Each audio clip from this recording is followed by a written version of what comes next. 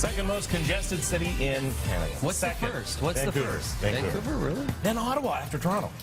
Is Ottawa that congested?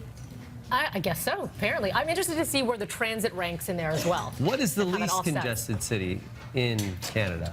I don't. Somewhere Maybe Northern on the Ontario. East Coast? No, East Coast can get busy at times. I don't know. Yeah. So what are you talking about this morning? What are they talking about this morning? Some people Walking We Dead. warned you. We warned you. Spoiler alert. Mute the TV. Yeah, I know a lot of people are a little upset that we spoiled The Walking Dead. Well, we finale. didn't. Janina did. Yeah, Janina, way to go. This is good. You guys are deflecting from the weather. I like this. This is good. Janina spoiled it, not us. I just want that. Thank you, Kevin. Way to just throw me under the Walking Dead bus. But that's a good thing, right? In Walking Dead, I think it is. Yeah. Good hiding place.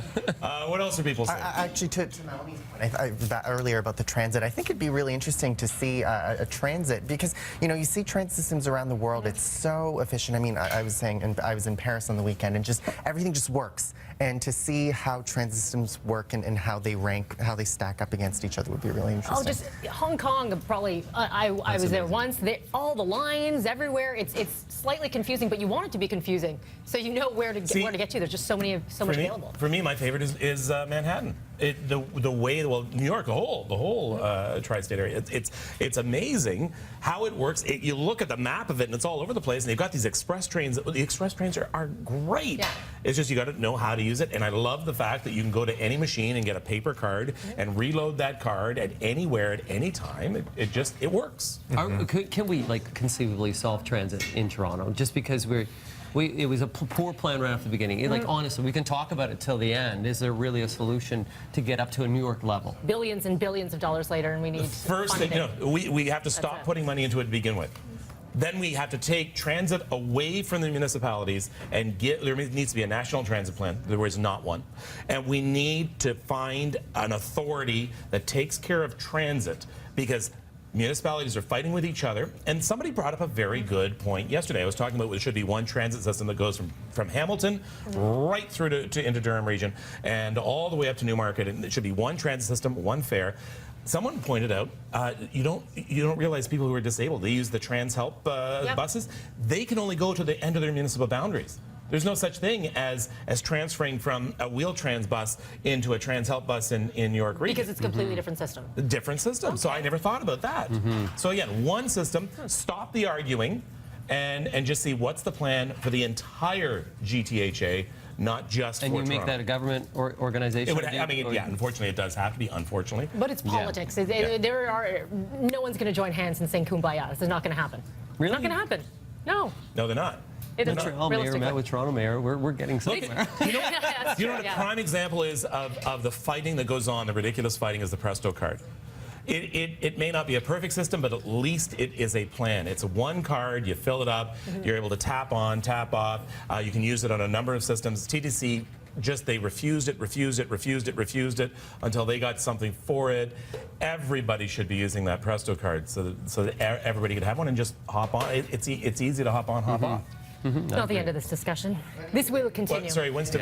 And just to add a point, even to get to and from the airport is such a. I took this subway back just because I wanted to see the experience, and it took me an hour and a half to get back downtown on the subway. And they've already put in things like the Union Pearson train, but it's going to be like $40. There's an ad. I was on the subway the other day, and there's an ad that says, "Hey, take the TTC to the airport, 45 minutes." Yeah, that's if you go to the Kipling station. No, it says from Bloor and Yonge. From Bloor and Yonge. So I had 45 minutes. I had to fight 3 subway trains to get myself and my luggage onto a train at, I live near College Station, and I had to go up to Yonge and Bloor. Then I had to fight to get on another westbound train, and then the 192 Airport Rocket, which is the bus, got stuck in traffic on the 427. So by the time I got to the airport and got up the escalators, it was an hour and a half. And then and there is the Union Pearson train coming, and it promises to take you there in 20 minutes. For $25, for like $26, you go to many European countries, you go to New York, you're not paying 26 euros or dollars to get Right. to the main core of the city. So. And that's mostly for business people who've got that one bag, right? If you're a family of 4 and you've got tons of luggage and carry-on, you're not taking that express. That's not happening. So. Well, most definitely. But what else are people saying? We sort of got off on a track. I know. Yeah. People loving Ron Sexsmith. Yes. That was we got a ton out of of there. tweets. Yeah. People loving his performance, and of course the McDonald's. People wondering. People saying even if we extended McDonald's the cutoff for breakfast to like 1 p.m. because nothing is worse than rushing out the door at 10 a.m. on a Sunday morning just so I can get my McDonald's Because Winston's fix. sleeping in until 9:30. On a Sunday morning. I know. So I'm always like, I gotta get out the door so I can make the McDonald's cutoff time. There's always a long lineup. So even if it was till 1 o'clock, you'd be good. So a lot of Go people down to tweeting about that. France. You can get breakfast any time of the day. Actually, I really like the Senator next door Oh, to yeah. here. But that's not open 24/7. Fran's open 24/7. There are so many good breakfast spots Yeah. in the city of Toronto. You know, Easy that we featured before here. Vesta Yeah. lunch. Oh, there's Up- so many yeah. great breakfast spots. We're lucky here, but not everyone has the opportunity to go to some really cool spots. Yeah. that Oh no, we've got. most communities always have a little greasy spoon. Yeah. Always. Still the best breakfast. Yeah. Frank's your best customer. Yeah. It is 8 o'clock on Breakfast Television.